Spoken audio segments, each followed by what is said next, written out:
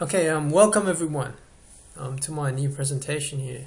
I've been wanting to have this presentation for quite some time now. It's a very, very important topic that I'm going to be sort of explaining and through my own personal experiences. Okay, the topic that I've got is spiritual experiences.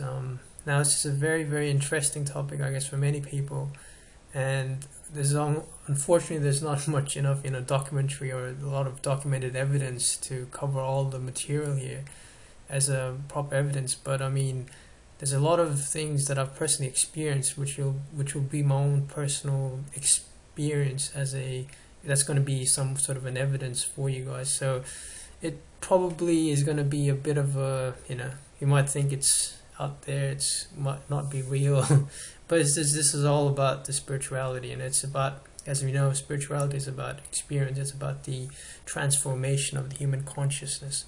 So yeah, and it's going to be obviously quite interesting today. I mean, we're going to look into quite a lot of detailed things that you probably would have never heard, and you might heard of it before in some times, but never sort of practically sort of experienced it. But I'm just trying to deliver this message out there that yes, these things are possible and they're real. It's up to you to believe or not, but hopefully this presentation will give you some sort of a perspective on what's real, what's not, and give you some idea, and hopefully inspires you to follow the path of spirituality.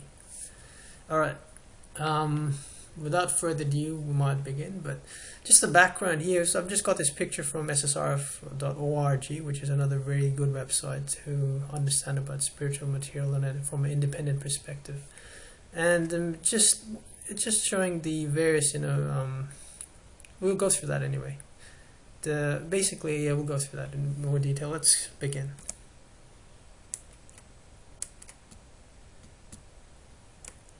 Yeah, sorry about that. So, as we know, like first of all, let's look at our own five physical senses. So as we know, we've got we've got ears to hear, we've got nose to smell, blah blah blah. Tongue to taste, got eyes to see, skin to touch, sort of thing. So we all know about these basic, I don't have to go into more detail about the five physical senses. Everybody knows that. And medicine sort of, is a frontier on that. So, you can learn as much as you want about all these organs, etc. And obviously we know that they're all connected to the brain sort of thing, So the brain, to the brain nervous system, we all have that, connection, that how we experience things. We experience pain, experience, how we can see. So they're all sort of connected. And we're able to, perceive all these sensations, Some could be good, some could be bad, that's the way it is. Like, say, if you hear some subtle sounds, some nice music, you like it. Sometimes you hear some, very distorted sounds, you don't like it, that sort of thing. Notice you want to, sometimes you hear, just the same thing. You smell some garbage, you don't like it. But that same thing with touch, taste, and sight, so you don't want to see some ugly sight, dirty sight, etc. That's all fine, but what we're going to look in today is something one level beyond this. Okay, now one level, it's going to be very, very interesting, I guess, because it's not much documented research there, but it is something that I wanted to share through my own experiences. So let's hopefully let's go through it. Next slide. Yeah, now what I've done here is that, okay, I've put the picture up here from this slide from The Matrix. I guess probably you might have watched that video. I don't watch any more movies these days, but I used to watch. I've seen this one. It's quite interesting. So that's why I put this thing there. So basically, the idea is that there are two pills. You take the blue pill and you stay in the same way you want to believe in. Okay, same Wonderland. I'm giving you the option here. And then if you take the red pill, I'll show you, that's how they say it, I'll show you how deep the rabbit hole goes. Okay. So basically what I'm trying to tell you is that the blue pill is synonymous for the material, sort of the conditioning, really. There are two types. That's how I see it. There are two or three types, really. The first type that I see of conditioning is, number one, is the material conditioning of humanity, right? Material conditioning is obviously, the material attachments, obviously luxuries, material things, etc. fancy cars, fancy jewelry, etc. Just to delude you, fancy dress, etc. All the culture, all this westernized culture, that's synonymous for the material conditioning, right? And then etc. Like even how to dress, how to behave with people, whatever, all these material things. And then houses, cars, fancy things, etc., and luxury items. Now, after the material things, there's another thing that I want to talk about is the social cultural conditioning, indoctrination. I would call them indoctrination, really. Material indoctrination and social cultural indoctrination. Now, religion really, actually, modern day religion forms part of social cultural indoctrination. It's up to you to believe or not. These are my, theologies, these are my perspectives from my understanding. And social cultural is something that your family, how you brought up with your family, whatever your family teaches you, your upbringing, your lifestyle, and then say if you go to a church or something, if you go to a mosque or whatever, all these things, these are conditionings that are brought, because basically you are a sum of substance of how you brought up with, how what your values are, and that's all actually been shaped to you. So these are all actually conditioning.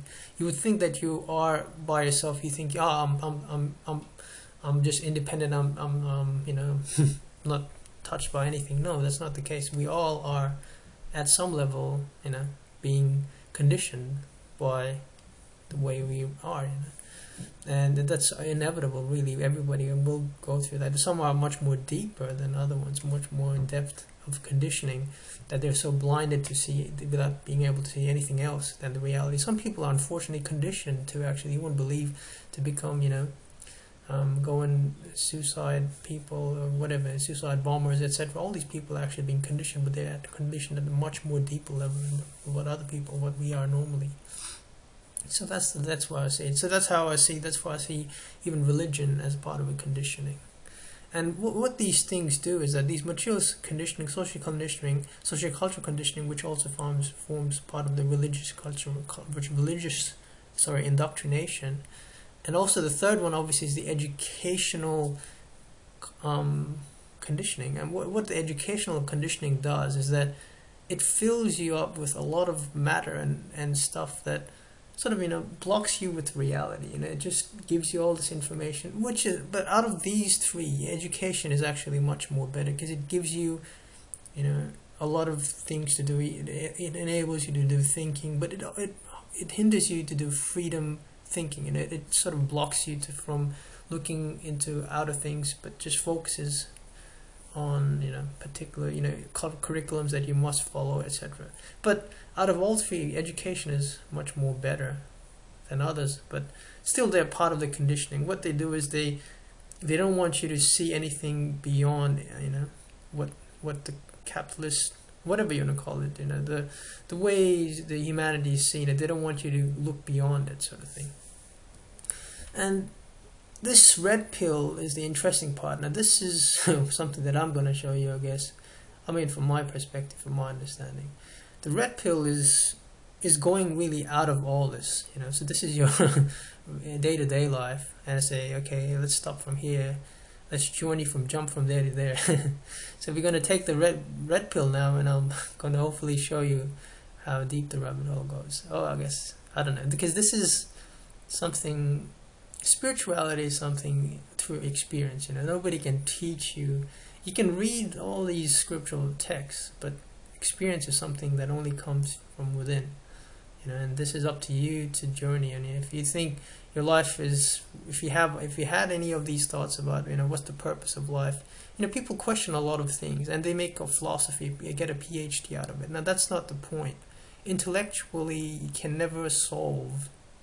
You never understand spirituality, because spirituality is all through experience and all through introspection, not through quote unquote extrospection, or through trying to get the mind or the brain to philosophically understand the universe or the creation. It's almost impossible. See, science has always come with new theories. They always keep evolving, and therefore you will never be able to find solace, which is the most important. Now, assuming this, like if you were full of bliss, full of happiness, you would have no question of the reality, of where you came from. The only reason you're having these questions is because your mind is full of delusion and you're unsatisfied. Your satisfaction isn't there. All right. So hopefully this will give you some start. Let's begin. All right. Now, spiritual experience, they're generally of two types, right? One's the negative spiritual experience, and one's the positive spiritual experience. Now, I'm not going to go into much detail on the negative spiritual experience. Negative spiritual experience is something you probably commonly heard of, like people seeing ghosts, phenomena, all these negative phenomena just widely propagated in, TV, media, etc. With all these stupid shows that they do to, attract viewers. And most of them probably is not correct, but there are some realities to it. And such as phenomena such as ghosts, and then obviously you got the UFO alien phenomenon and the crop circles, etc. And all these extraterrestrial intelligence or local problems like local intelligence or whatever, ghosts, etc. Now this is going to be probably a next video again on these interesting things, but today's topic is only to focus on the positive side of spiritual experience, which is closer and closer leading you to something you've probably heard of commonly known as God or divine. So so that's spiritual experience is going to be leading towards that. So that's the positive aspect. This is quote unquote. Let's take this as a negative aspect. All right. Now, before I begin, I'm just going to go back here into the slide. I'm just going to say that just as you got your 5 physical senses, as I said before, they're going to be.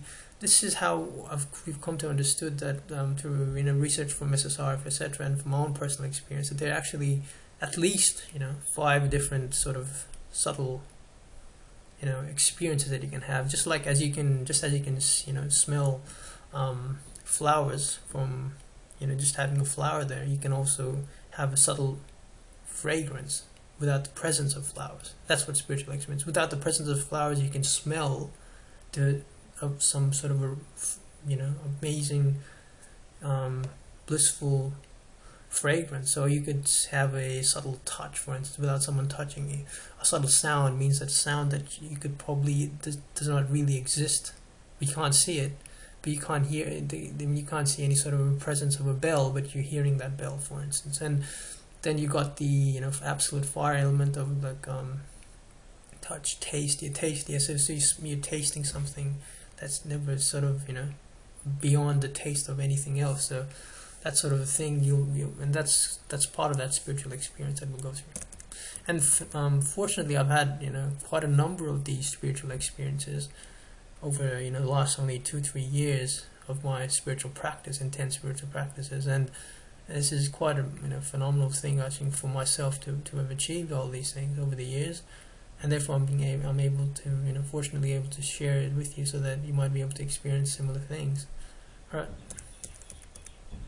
Yeah, so going back to the slide again, so this is again, it's like walking into light, it's up to you to again decide, I guess, which way you want to go, because ultimately it's up to you, because spirituality is I can only show you the path, I guess, but it is up to you to walk through it, Nobody's gonna actually convince you that this is the right path, but it's difficult for a man to step aside from his own personal belief systems and conditioning, etc., that I just said, to actually move, to transcend from that to the higher level, to ascension. Okay. Okay, let's start with my own personal experiences, because I don't have much to share, and this is probably going to be interesting. The first one I'm going to talk about is the subtle fragrance experience, right? I mean, obviously you can see this woman, she's smelling the flowers, just giving her some indication, and she's happy with that. But there's one level of spiritual experience that goes sort of beyond this level, and this is when you actually can smell the fragrance of flowers, or some amazing blissful sort of fragrance without the presence of flowers. And this is probably something you've heard of, people that saints, in Christian tradition you got saints, they say that, I've heard of some smells flowers. That's probably something similar. So, but we need to understand the mechanism behind it. So, okay, what's going on? How is someone experiencing that? And how did I experience that? Okay, I had my own personal experience, I was meditating. This is generally, it all happens through some spiritual practice, and spiritual practice are generally two types. One is meditation, and one is meditation and chanting, but primarily the form is meditation. Okay, and then you got chanting mantras as well. So that also is part of spiritual practices. And spiritual practice is also about detachment.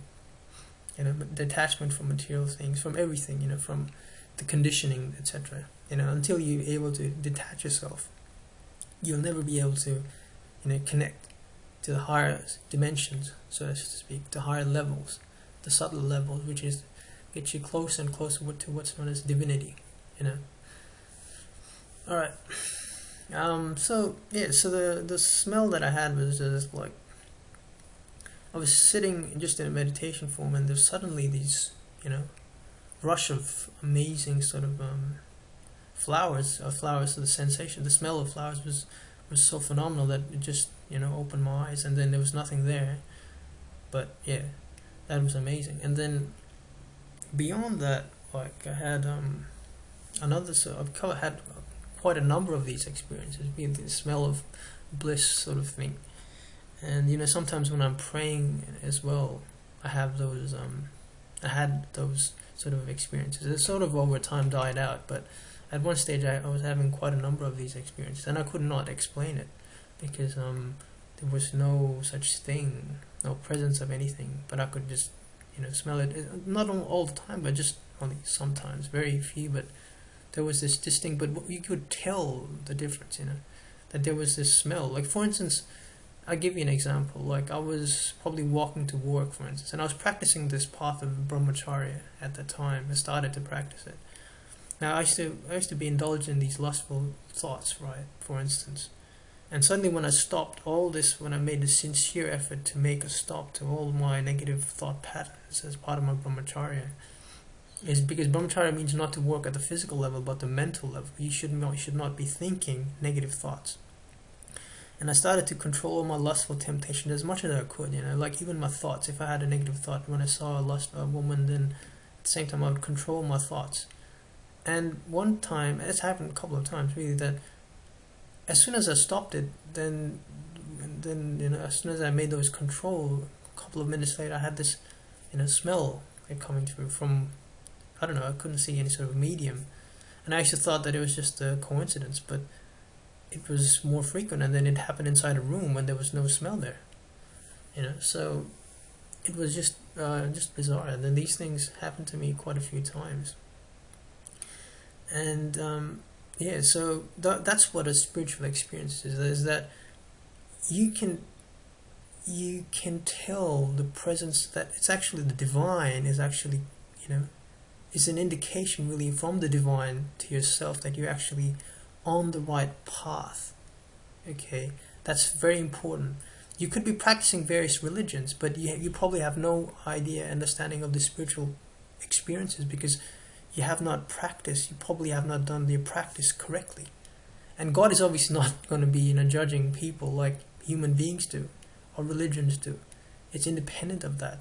And in order to ascension of that stage, this is an indication that you are going on the right path, and people who experience these will be encouraged. It's like an encouragement from the divine to yourself that you're on the right path, and you need to go more and more and more, because the ultimate aim is, as Lord Buddha said, the ultimate aim is for you to find enlightenment, which is known as the same as where you don't you're free from all these karmic bondages and rebirths and etc. But that's the whole principle of purpose of life, sort of thing. But you need to figure out yourself eventually when you practice in an independent perspective. But that's the goal, right? And these are just the indications really for you to move forward. Now the second part, I guess, is subtle sound. Like you could hear sounds, music, stuff like that. But subtle sounds is something very different. Like, now again, that's another thing. I was meditating on sounds, like meditating on Om, for instance, meditating on vibrations that give you sort of the ability to connect at a higher level. and it helps you to get your concentration and focus towards the divine, so to speak. And then what tends to happen is that if you I mean, it depends on person to person. You need to be at a certain spiritual level to experience this. Okay, people don't receive these things normally, and everything about, if your mind is pure and if your heart is pure, and you're doing sincere practice, and you following, if you have certain, if you have strong belief in divine, and you worship divine, but your practice is about your spiritual heart, really, not about that. But if your practices are pure, and if you ascend higher and higher, you get closer, and then you can experience what's known as subtle sounds. Now, my own personal experience is like this.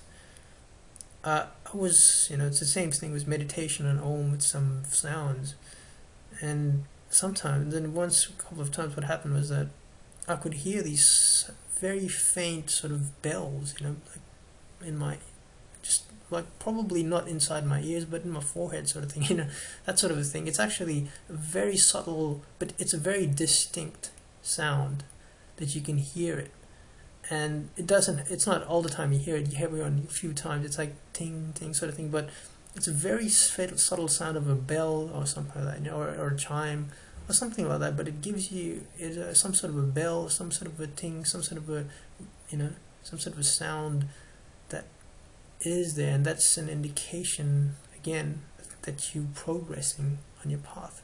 Okay. So I have had experiences of these sounds, I've had experiences of smell, and I've also had experiences, again, next level is about light. Okay, now this is a very another very important thing. People won't believe it, but this people who experience it is different. So the more you practice, the more experiences you have, you sort of go away from the normal reality of people, because you always generally with the divine, or whatever. Your mindset is not with the normal people anymore. You're always thinking about the divine at this level, always concentrating on divine through meditation or through chants or whatever, and your practices are pure. Practice is pure, meaning your diet is pure. Your thoughts are pure. Diet is pure, meaning you're pure vegetarian, and you don't indulge in any of these tasteful things anymore. You're starting to renounce from all this material conditioning, which is not the divine, because divine's creations is all natural. And so the more you detach from all this conditioning and all this nonsense that's been fed, and then more you ascend really through various practices, and your mind is purified, really. That's the most important. Your heart is purified, and you start to develop this unconditional love sort of happening. It happens only through time, through detachment, not through some music called unconditional love. That's rubbish. Anyway, but so the more you, and then another thing that actually helps you to get higher levels is through mantras. Either you chant these sounds, these holy sounds, actually part of the divine anyway, but listening to them as well can help you. So I recommend guided meditation, or listening to higher mantras and meditation on those, or meditation on natural sounds, etc. Nature sounds. These things can help, but the intensity has to be there, and you need to do it on a regular basis. It's up to you, but once you get your hang to it, and you want to do it more and more and more, and it just gets stronger and stronger. Now, my own personal experience with light.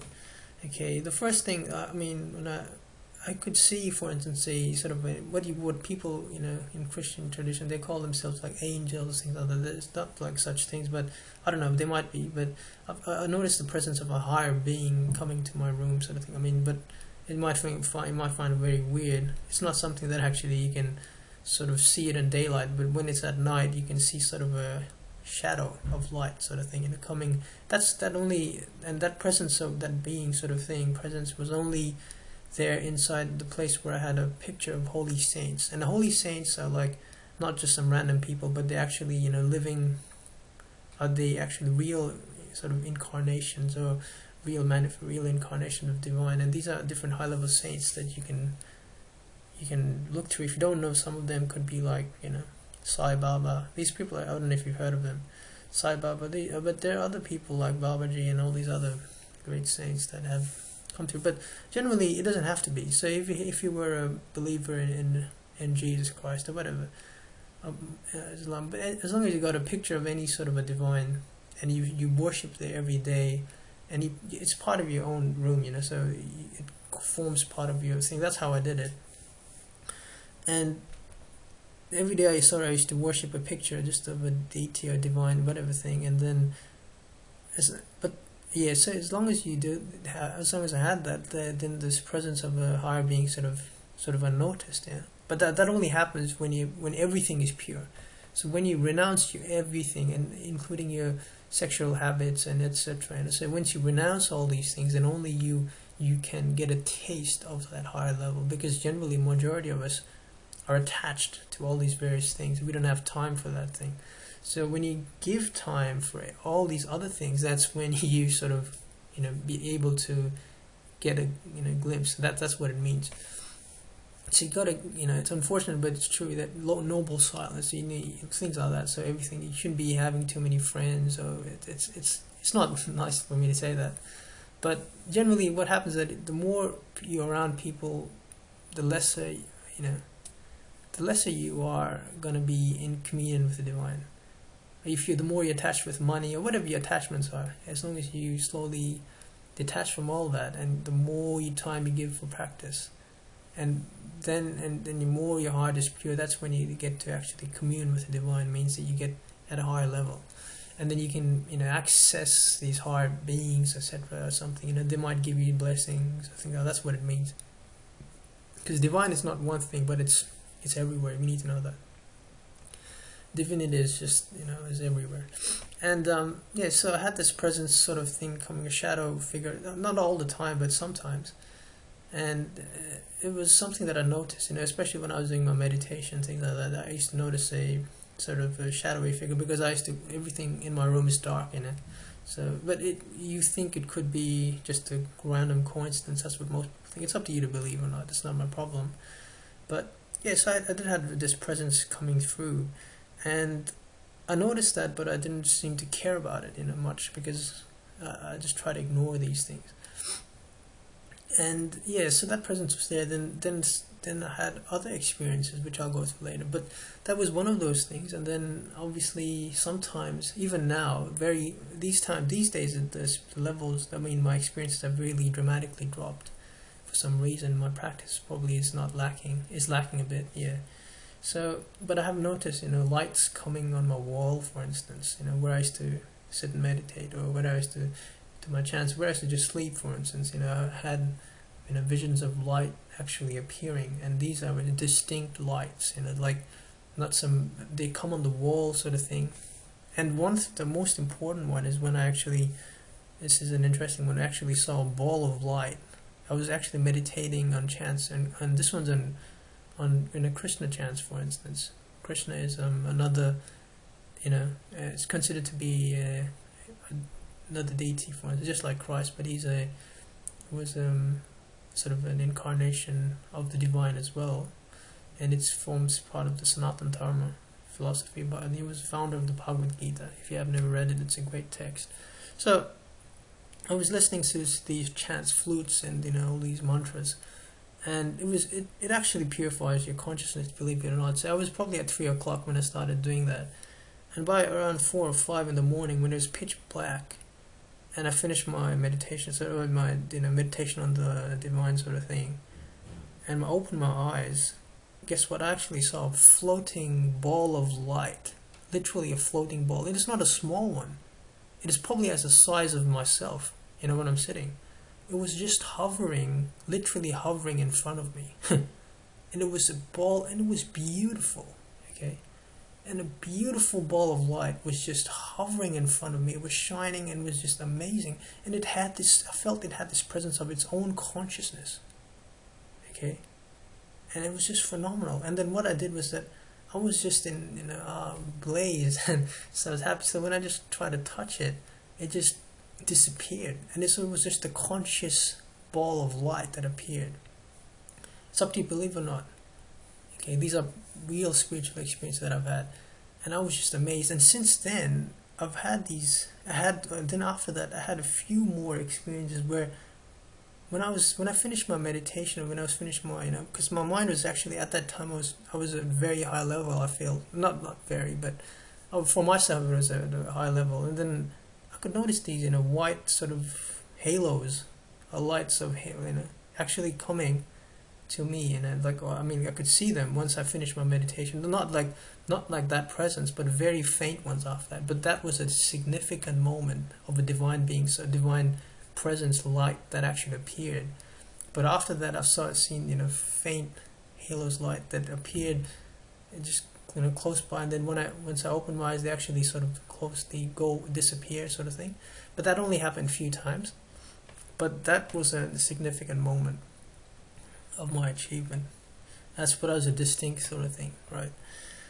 And yeah, so that was all about it. These days, generally, I don't have much experience, to be honest with you. So my practice has actually lacked, should I say? Oh, maybe, I don't know. Yeah, so I'm trying to get back to my practice, but these days I don't have much experience at all. It's very limited. Anyway, there's another thing called subtle touch.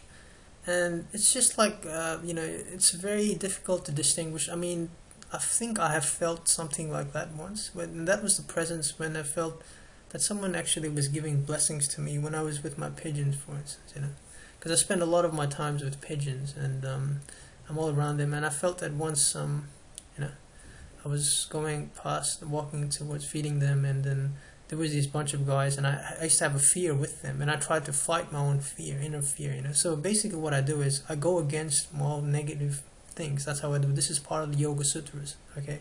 Yoga Sutras of Patanjali is the real text of yoga. And the real yoga is actually to fight against all your inner fears and face these things, because these are the demons, really. So once you overcome all these negative things, you ascend. Spirituality is not just about being a vegetarian or being a vegan. These are just the preliminary steps. The higher levels you actually need to be facing your own negative desires and fears, and all these other things that you have to overcome naturally. And meditation is something that helps, because it helps you to connect with the divine. When you're meditating, what you're doing is actually you are connecting with the divine. That's what's happening. People don't understand that. If you're doing some weird meditation practice and your mind is focused everywhere, you're not connecting with the divine. That's the problem. And you cannot receive blessings. But when your mind is focused at one particular point, that is when you are able to connect with the divine, so that divine can help you out with your practice. Okay, that's what's happening. People don't understand. They think that there's no God, but the divine is literally everywhere. And when you're meditating, you're actually connecting with the divine. The Buddha didn't focus on, there's no God. He wasn't focused on particularly on the divine, because he was interested on a path, because without practicing, you can't attain anything. And bhakti is actually about devotion, which is prayers and all these things. So these are also important, because that also helps you able to connect with the divine. Devotion is also important. Surrender is important, therefore. Okay. So yeah, I had that sort of a subtle touch. It felt something, but maybe that could be delusional. I don't know. But the rest is significant, but subtle. Maybe I haven't had much on these sort of experience, but I did feel some blessings on the head, just like a master, puts a blessing. Now, another thing that is a taste. Now, this is an interesting one. You just, looking at this child here, he's got this watermelon indulging. Yeah, I mean, I had a similar experience. What happened was that once I was in a temple in Sydney, for instance, and then I don't know what it was, but I'll give you an example here. Like, I was back in Nepal, and I'll give you an example. And I went to this, temple called Doleshwar, and it's a very, remote area. And I met this saint guy there, and it was a very interesting guy. And he was a celibate all his life, and he was dedicated. He was only a very young fellow, like 35, but all his life he's sort of dedicated to the divine. He used to live near the temple. He used to do all the he used to practice spirituals, etc. So he was only living on fruits pretty much, and fruits and milk or something. That's what he said. He had given up pretty much everything else, but he was happy. It was amazing.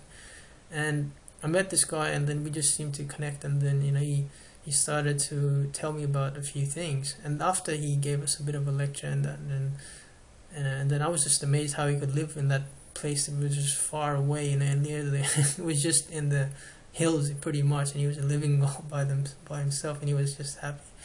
And just these people, you can tell they had this sudden light within them. They're amazing. Anyway, so I met this guy, and then we had this chat, and then he gave us before we left. I made some donation, obviously, which is very important. Dana, it means donation, is very important to everybody. You need to give it from your heart. And so once we do that, then he offered us. He was very kind. He just offered us some fruit. He said, "What if you want to eat something?" I mean, I was surprised that he even had anything there with him, but he had some really nice watermelon. Now, just giving an example, this child is just eating some watermelon. Now, the watermelon that he gave us, really, was, I tasted it. It was like I was tasting bliss. It's just unbelievable. The taste that was present in that watermelon was something truly amazing. And then, anyway, but that was something that I experienced. I can't tell you. See, this is the thing. I can't tell you I can't define how bliss tastes like. It's only something when you experience it, right? So this is all about experience. Just like in a monastic way of life, you would need to experience things. That's the only way you know that it exists.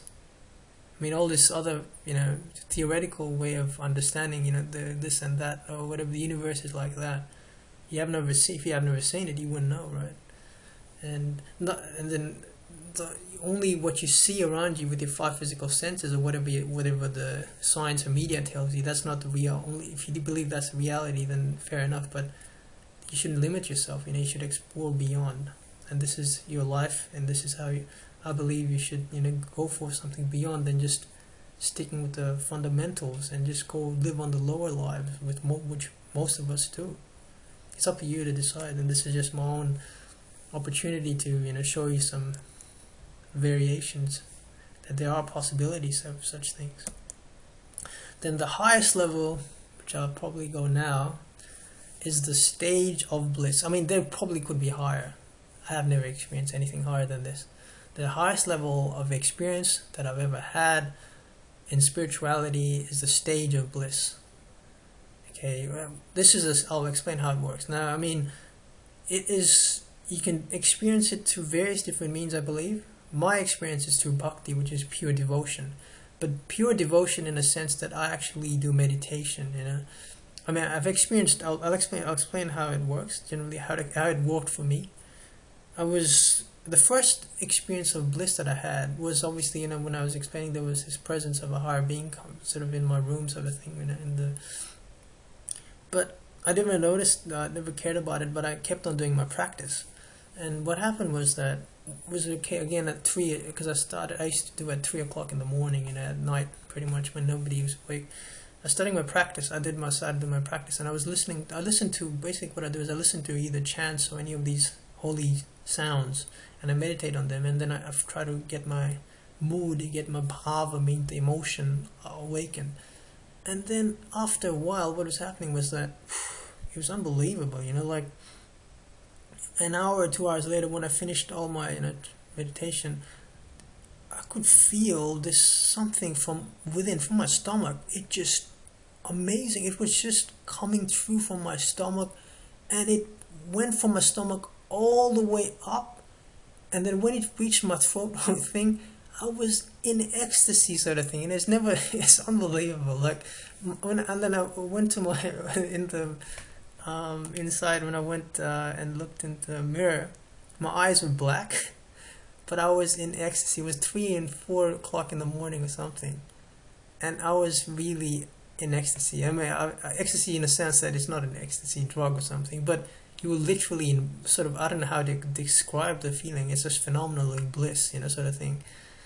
And it was just an unbelievable stage of bliss. And this obviously is a figure of a saint known as Ramakrishna, who is a great saint. Now, his level of experience is obviously maybe 100 times, 1,000 times probably higher than what mine is, because he's probably experienced the highest state, which is the enlightenment stage, where you become completely in bliss, which is the stage of the divine. That's known as Nirvikalpa Samadhi. And what I experienced is just a real small fraction of bliss, also known as Bhava Samadhi, very small level, But these are just the stages of your of enlightenment, so as to speak. There are different levels of enlightenment, and attaining the stage of samadhi, not samadhi, should I say bliss, because samadhi is the end, but bliss is part of samadhi, and experiencing any sort of a blissful state in meditation or trance, it gives you a clear indication that you are actually progressing, and you're getting closer, and getting higher and higher levels to the final stage. But it's a preliminary stage of awakening, spiritual awakening. That's what bliss is. And people who experience that are generally in the right path, because it's just showing that. The other time that I experienced bliss was when I was doing some mantra chanting. I was doing chanting of Om Namah Shivaya. Om Namah Shivaya is another really good mantra, but you can do any mantra chanting.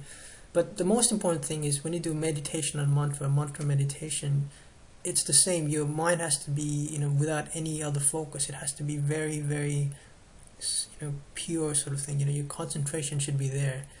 And what happens is that people who are attached in the material conditioning, even education. Now you could have a PhD, but you won't be able to do high levels of meditation. Why? Because in the external world, you're actually, your mind is fully attuned, whereas spirituality is about no mind, no intellect. Do you get me? The main difference. So you'll see that high-level intellect will not necessarily mean that he can expand in spiritual dimension, because spirituality is about no mind or no intellect.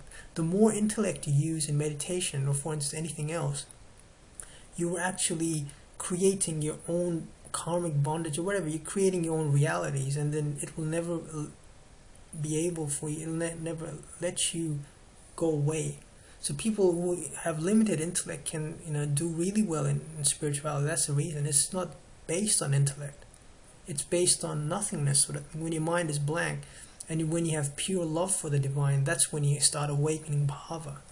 And this is when you attain high levels of, blissful states. That's what the difference is.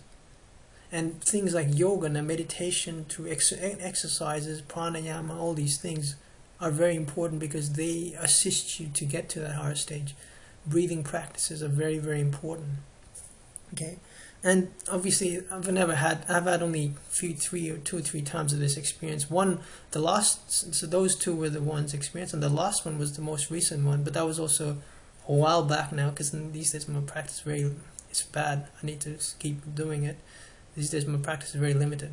However, one time, which is the most probably subtle, probably higher levels of bliss experience, was when it was bizarre. Because actually these days I do meditation. It doesn't matter. I'm in a public train, for instance. I can put my headphones in and start to do my meditation. And then, because I meditate on sound mostly, that's how I do it. And then I was meditating on these flutes, the sounds of divine flutes, of divine Krishna or divine Narayana or Shiva chants. So the main thing is that if you have a divine sound and you focus on that sound particularly all the time, it can lead you straight, trespass you. That's all meditation on sound. And what happened is that after probably an hour or so later, I could already notice, that there was something already higher. This blissful feeling was already starting to come. And when I was awake and when I started to go out, I was in the street and I was in bliss, literally. It was unreal. This guy, there was another idiot just came up to me and he was trying to, ask all these different questions. I wasn't able to even answer him. I was in complete bliss at that time. So whatever he said didn't really affect me. I didn't care about him, and he just walked away. But what I'm saying is that I was just unbelievable, and that stage didn't last for long. These stages only last for like 10, 15, 20 minutes. But people who experience like these saints, Ramakrishna, these people are like divine beings. Once they attain that stage, they're always in that state. That's what enlightenment is. That you're in bliss for all of your life, pretty much.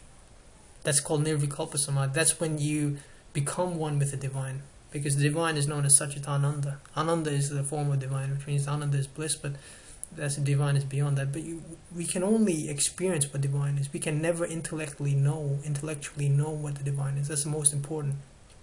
People who spend their lives intellectually understanding will never go anywhere, because it is almost impossible to know the divine through intellectual mathematics, anything science. It is through surrender or through experience. When you detach from all this garbage, especially eating meat, which is the demonic thing of mankind, and all these negative, all these mind altering substances, they're just complete delusion. It'll destroy you. So hopefully you've learned something from today. Hopefully we'll see your progress as well. Hopefully Lord may bless you all. Thank you.